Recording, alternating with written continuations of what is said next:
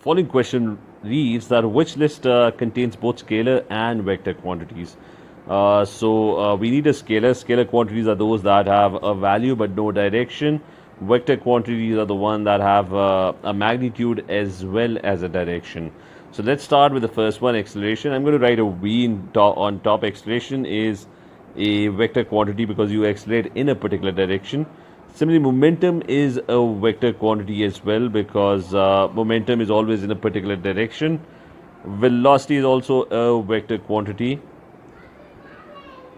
And weight is also going to be a vector quantity because weight is the force on a particular mass due to gravity.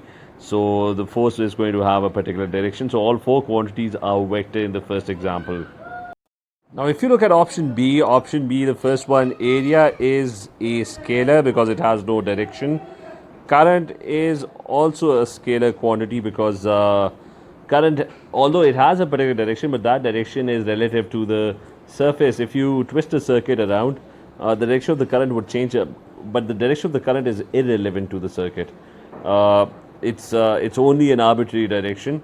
So when it comes to current, vector addition or vector subtraction does not apply, and therefore it is going to be a scalar quantity. Force is going to be a vector quantity because force is always in a particular direction, and work is energy, which is also going to be a scalar quantity. Energy has no particular direction, so which list contains both scalar and vector quantities? Option B is going to be the correct option in this particular case. But we can also check for option C and option D as well.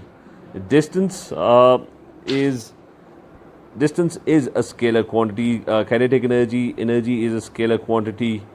Power is energy or the rate of work done. So that is also not having a particular direction. So that's also a scalar quantity. And the same with pressure. When you talk about pressure on a container, etc., it's equally applied on all the sides of the container. So pressure has no particular direction as well.